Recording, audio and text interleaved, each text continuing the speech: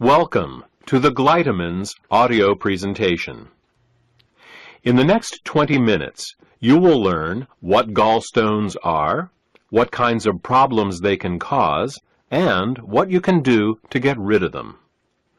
Gallstones are nothing more than coagulated bile. Bile is the green alkaline liquid produced by the liver, which, among other things, helps us digest our food. The liver produces about a liter of bile a day and stores it in a muscular sac called the gallbladder.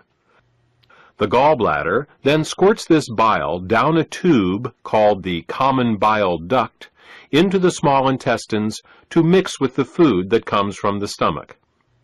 Well, that's what's supposed to happen. Unfortunately, with nutritional deficiencies and exposure to certain toxins, bile can thicken and form what is known as biliary sludge. When this biliary sludge forms, it makes it very hard for the gallbladder to get the bile into the small intestines. It's like trying to squeeze glue through a straw. It is out of this biliary sludge that gallstones are formed. Gallstones and biliary sludge disrupt the normal flow of bile, causing 3 different types of problems. The first set of problems is related to not getting enough bile into the intestines. The second set of problems occurs when toxins, unable to leave the body through the bile, back up and accumulate in the liver and the bloodstream. The third set of problems occurs when the bile, unable to get into the intestines, backwashes into the pancreas and liver. Let's start with the first set of problems and consider what happens when the bile becomes too thick or full of stones to reach the intestines in required amounts. The first thing that bile does in the small intestine is to neutralize the acidity of the food coming out of the stomach. In order to disinfect and digest the food that we eat, the stomach secretes hydrochloric acid. Did you ever wonder why the stomach doesn't digest itself?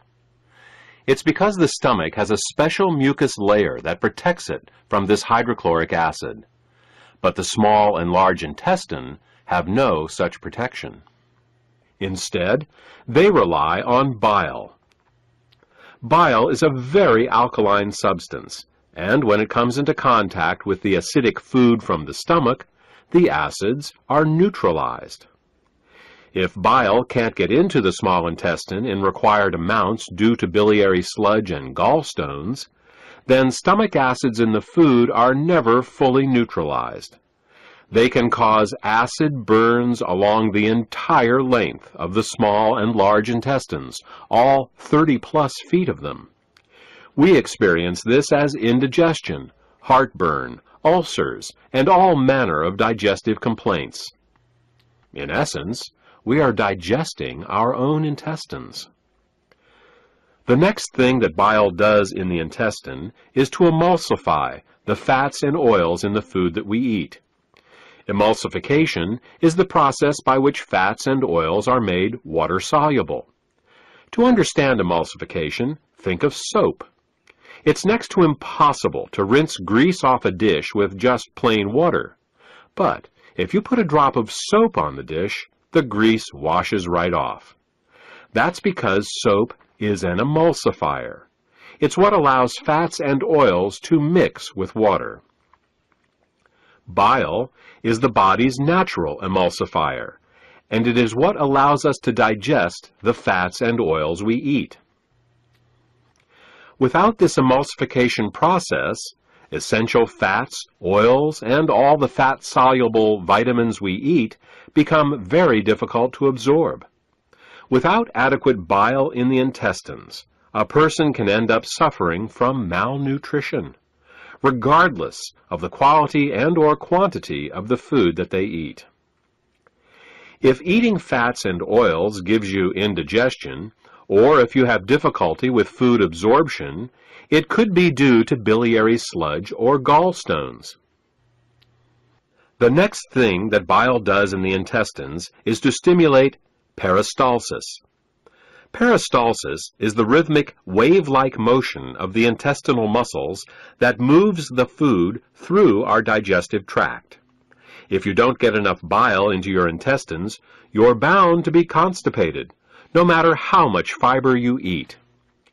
Some people have the misfortune of experiencing alternating constipation and diarrhea. This can be a very confusing experience, but the cause can be quite simple. Without sufficient bile, the hydrochloric acid-rich, partially digested food just sits in the intestines with no peristalsis. Thus, a person becomes constipated, but at the same time his or her intestines are being burned. When enough acids build up and the intestines can't take it anymore, they purge themselves with a bout of diarrhea. Then, with the acids evacuated, the process starts all over again.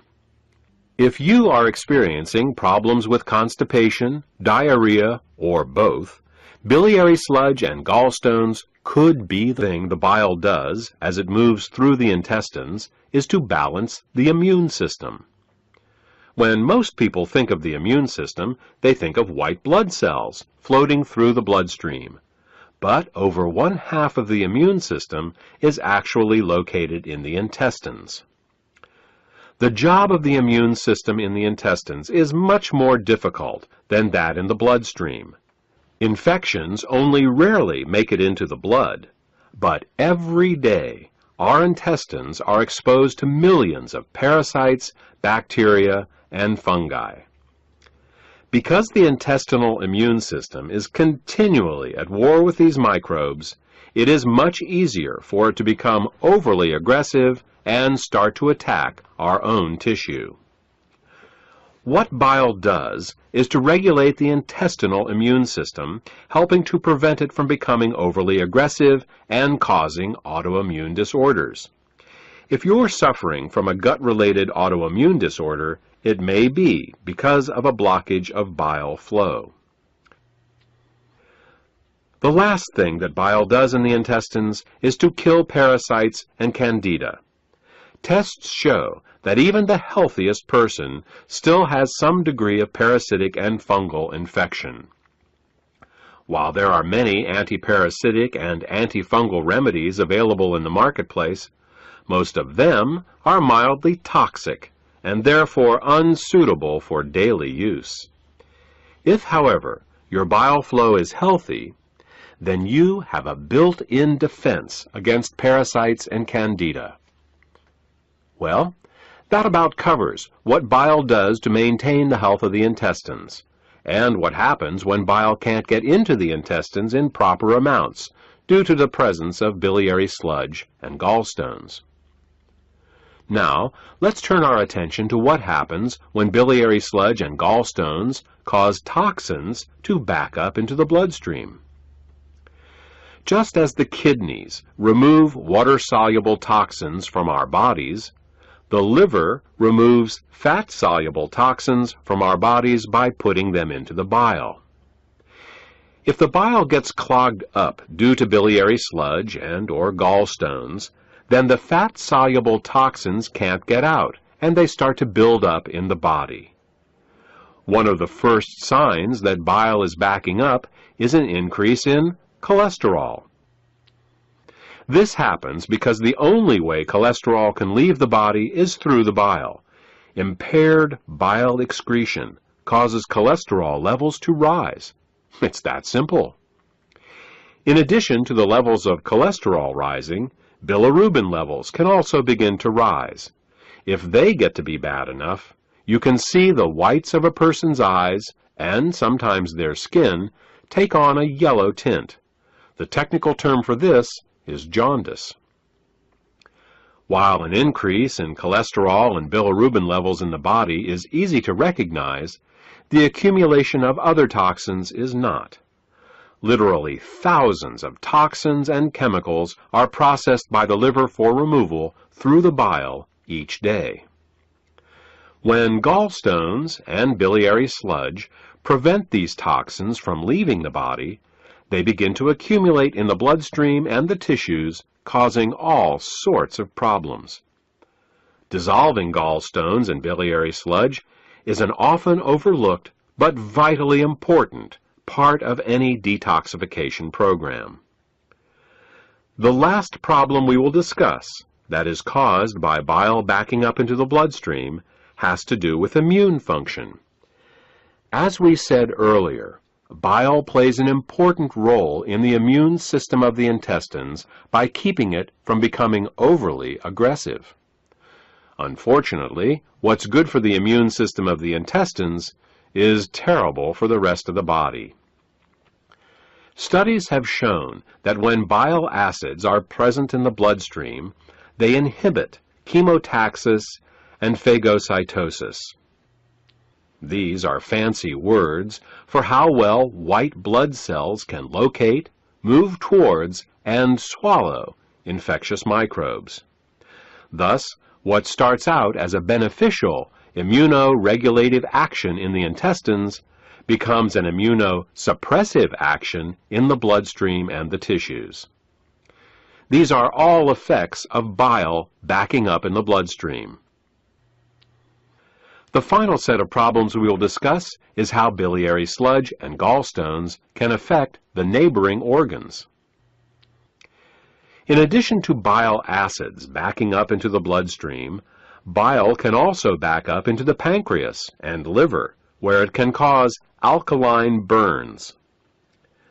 This is because the liver, pancreas, and gallbladder all share the same basic plumbing, the common bile duct. There are valves that keep the bile from backing up into the liver and pancreas. If a small stone finds its way into one of these valves, the valve can get stuck in the open position. If this happens, then every time the gallbladder contracts to squeeze the bile into the small intestines, it can also squeeze the bile into the pancreas and the liver, causing caustic alkali burns and irritation. You see, very alkaline substances can burn us just as easily as very acidic ones. And with a pH of 9.5, bile is very alkaline. Mild alkali burns for a short time in these organs may only result in local irritation, but over a long period of time, these alkali burns can cause diabetes, hepatitis, and cancer. Now that you know all the problems associated with biliary sludge and gallstones, the next question is, what can we do about it? Well, if the stones are large enough, your doctor may recommend surgical removal of the gallbladder. While taking out the gallbladder will rid a person of any stones that have formed in that gallbladder, it does nothing for the gallstones that are in other locations. Nor can it do anything about the cause of the gallstones. In fact, even with the gallbladder surgically removed, gallstones can, and often will, continue to form in the liver and in the hepatic ducts, because the underlying cause of the thickening of the bile and the formation of the gallstones has not been addressed. This is why some people who get their gallbladders removed find that their symptoms come back again as new gallstones form in other locations. Moreover, the gallbladder is not a useless organ. Its job is to store bile and only release it when food is present. Without a gallbladder, bile leaks continually into the small intestines in little drips, rather than in sufficient amounts when you need it. Think of it this way. Imagine if one day you came home and found that your plumber removed all the faucets in your house. In their place, he just left the pipes, sticking out of the walls, slowly dripping water.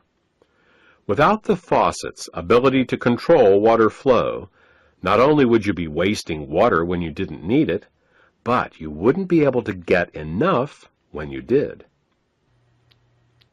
Surgically removing the gallbladder is exactly like removing the faucets from your house. Another option is to do something called a liver gallbladder flush. This typically involves drinking water with Epsom salts for several hours to relax the gallbladder, and then drinking a glass of olive oil mixed with lemon juice. While this flush will often result in hundreds of small green stones going into the toilet the next day, up to 12 of these flushes is usually needed to get all the stones out. And no matter how many flushes you do, 2 weeks after your last flush, you're back to making more biliary sludge and gallstones, because again, the cause of these problems was not addressed. We said at the beginning of this presentation that the causes of biliary sludge and gallstones were nutritional deficiencies and toxicity. Let's talk more about that now. There are 3 ingredients that the body uses to dissolve biliary sludge and gallstones and to keep the bile in liquid form. They are the amino acids glycine and taurine and phosphatidylcholine. As long as these ingredients are available, bile will stay liquid, but the moment they are in short supply, biliary sludge and gallstones will start to form. The problem is that in addition to keeping the bile healthy, these 3 ingredients are also used for detoxification. Glycine and taurine are involved in a detoxification process called peptide conjugation, and phosphatidylcholine is used in a detoxification process called methylation. Now, if we were only exposed to toxins once in a while, it wouldn't be a problem. But in today's world, we are chronically exposed to toxins. As a result, we end up being continually deficient in these 3 ingredients. Take chlorine, for example. As a disinfectant, chlorine is one of the great public health success stories of the 20th century. When it was first used to purify water in the early 1900s, typhoid fever, cholera, and dysentery virtually disappeared from the U.S. But there is a price to pay for using it. Chlorine is very irritating to the body, so it must be detoxified. And the only way chlorine can be detoxified is with glycine and taurine. Since we are exposed to chlorine compounds with every glass of water we drink and every shower we take, it's easy to see how our glycine and taurine levels are lowered every day. Adrenaline and noradrenaline are 2 other examples. These 2 hormones are created every time we experience fear or anger. While they are useful in emergencies, if they stay in the body for more than a short time, they can cause terrible damage. Methylation is the pathway the body uses to get rid of both adrenaline and noradrenaline. One of the main methyl donors for the methylation pathway in the body is phosphatidylcholine. Thus, the more stressed we are, the lower our levels of phosphatidylcholine become. These are just 2 examples of how toxins, both internal and external, can cause us to become chronically deficient in glycine, taurine, and phosphatidylcholine. So, why not just take these 3 ingredients in an oral supplement? Wouldn't that work? Only partially. You see, the body has many uses for these 3 ingredients, and if you take them orally, they will be shared by all the systems of the body. What we need is a way to get these ingredients right to the liver, where the bile is made in the first place. With these facts in mind, we have created Glytamins suppositories. Glytamins suppositories contain glycine, taurine, and phosphatidylcholine to help support the body in both dissolving biliary sludge and gallstones, as well as preventing them from recurring. Also, since glytamins are in suppository form, they are able to deliver the ingredients directly to the liver through the portal vein for greater effect. The glytamins formula also contains the herbs bupleurum, peppermint, and chancca piedra. These herbs are used to further help the liver detoxify and to help relax the gallbladder so that as the bile begins to flow, stones can pass out more easily. In addition, scientific studies have shown that chancropiedra can both dissolve and prevent uric acid and oxalate crystallizations. Since these are the main ingredients found in kidney stones, glytamins may help support the body in dissolving kidney stones as well. Properly liquefied bile both dissolves and prevents gallstones. It neutralizes stomach acids before they can burn the small and large intestine, stimulates healthy peristalsis, balances the immune system, protects the liver and pancreas from caustic alkali burns, kills parasites and candida, and allows the removal from your body of toxic fats and cholesterol. For more information about glytamins, or to order this beneficial product, contact the healthcare professional who gave you this CD.